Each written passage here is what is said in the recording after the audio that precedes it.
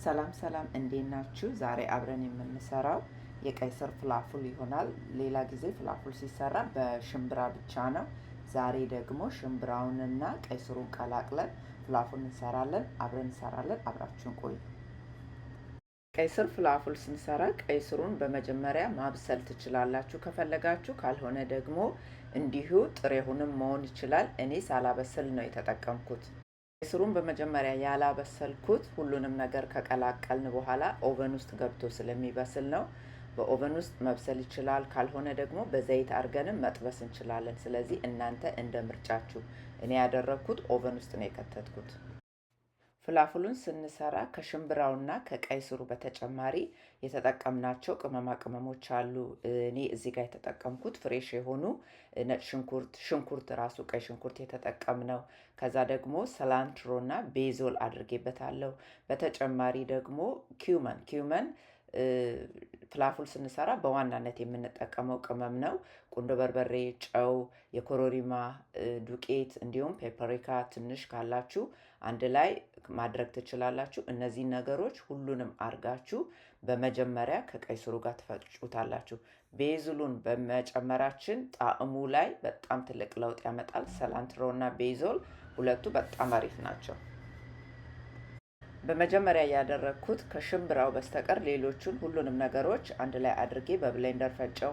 እሱን በሳህን ካደረኩ በኋላ ሽምብራውን ደግሞ ለብቻው ነው የፈጨሁት። ሽምብራ እዚህ ጋር እኔ የጣሳውን ሽምብራ የተቀቀለውን ነው የተጠቀምኩት። እናንተ መቀቅላችሁ መጠቀም ትችላላችሁ። ግን የጣሳውን ስትጠቀሙ በደንብ አጥባችሁ ወይም ሪንስ አውት አርጋችሁ መጠቀም አለባችሁ። ከዛ በኋላ ለብቻ ሁለቱንም ከፈጨው በኋላ በአንድ ሳህን አድርጌ በደንብ ቀላቀልኩት። እዚህ ጋር እንደምታዩት ሁለቱን ስቀላቅል ትንሽ በጣም ውሃ የበዛበት አይነት ሆኗልና ለመጠቅለል አይመችም ወይም ለማድበልበል አይመችም። ስለዚህ ምን አረኩኝ? የአጃውን ራሱን ጥሬውን አጃ ጨመርኩበት። ምክንያቱም አጃው ደረቅ ስለሆነ ያያይዝልናል። በዛ ላይም አጃው ደግሞ ይጠቅመናል ለምግብነቱ ማለት ነው። ስለዚህ እንደዚህ ማድረግ ትችላላችሁ።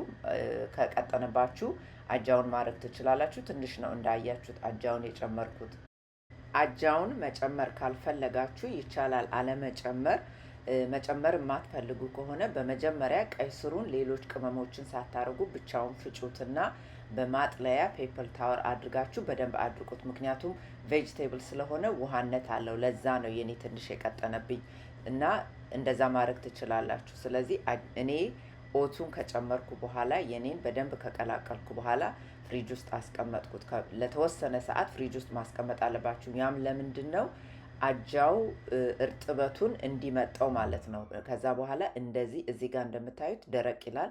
ከቻላችሁ እንደውም ከአንድ ቀን በፊት አድርጋችሁ ፍሪጅ ውስጥ ብታሳድሩት ሁሉንም ነገር ቀላቅላችሁ በማግስቱ ደረቅ ይላል። ያ ምንድነው? ያለውን እርጥበት ወይም ውሃ በሙሉ አጃው ይይዝልናል ማለት ነው። ከዛ በኋላ በማግስቱ ስታዩት እንደዚህ ደረቅ ብሏል። ይህንን እንደምትፈልጉት ማድበልበል ወይም መጠፍጠፍ የምትፈልጉ ከሆነ መጠፍጠፍም ትችላላችሁ። እንደዚህ ታረጉና ኦቨን ውስጥ ነው የምትከቱት።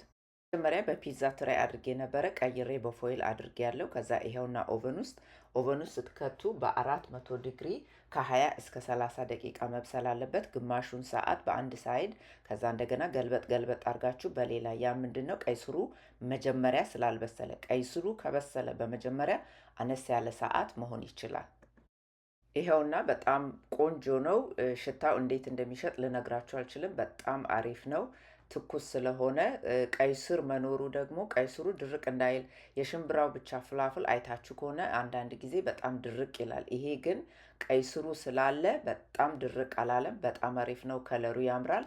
ይህንን ከሌላ ምግብ ጋር መመገብ እንችላለን። ብቻውንም ብንበላም ደግሞ መመገብ የምንችለው ነው። በፓስታ በሌላ ነገር አድርጋችሁ ፍላፍል ሌላ ጊዜ እንደምትመገቡት መመገብ ትችላላችሁ። በጣም አሪፍ ነው።